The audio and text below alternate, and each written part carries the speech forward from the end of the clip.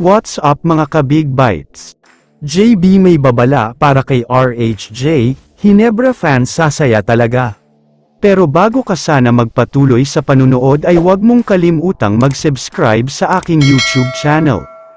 Sa wakas ay naganap na ang bakbakan na hinihintay ng milyon-milyong mga fans. Naglaban na kasi uli ang Hinebra at TNT sa Game 4, tulad ng inaasahan ay sobrang dikit. Classic at napakagandang laban talaga ito. Akala ng lahat ay makakabawi ang TNT dito at gagawin na nilang 3-1. Pero hindi hinayaan ng Hinebra na mangyayari yan, dahil ayaw daw talaga nilang makita ang sarili nila na may 3-1 deficit. Mula sa pagiging 0-2 sa first 2 games, ngayon ay tabla na tayo sa 2-2 after 4 games. Kaya naman nag-shift na agad ang momentum at nalipat na sa side ng Hinebra. Halos buong team ay mataas talaga ang moral ngayon. Pero kung may isang bagay o pangyayari na pinaka naging laman ng usapin, ito ay ang naging awarding para sa Best Import. Para sa kaalaman ng lahat ay si Ronde Hollis Jefferson na ang nakakuha ng award na ito. Pero kung ang result ay base sa performance ni JB at RHJ sa Game 4, malayo ang agwat nilang dalawa dahil mas naging key factor si Brownlee, at nag-explode pa siya ng 30+ points, mainit talaga ang naging shooting niya.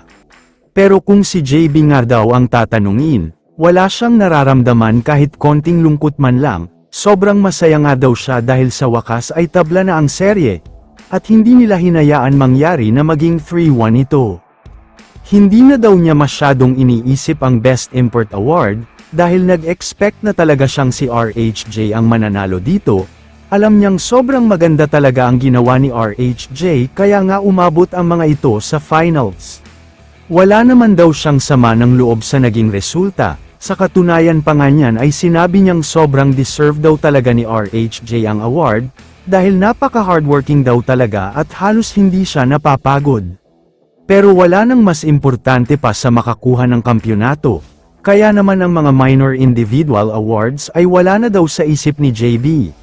Dahil ang goal talaga niya sa ngayon ay makuha na ang championship.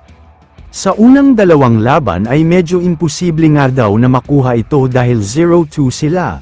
Pero ngayon tabla na ang serye ay malaki na daw ang chance, kaya mas ibubuhos pa daw talaga niya ang lahat para manalo sa Game 5. Kaya naman kung kayo ang tatanungin, ano ang masasabi niyo sa sinabi ni JB?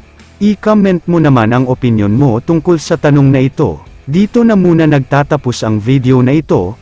Maraming salamat sa panunood mga ka-Big Bites. God bless sa inyong lahat.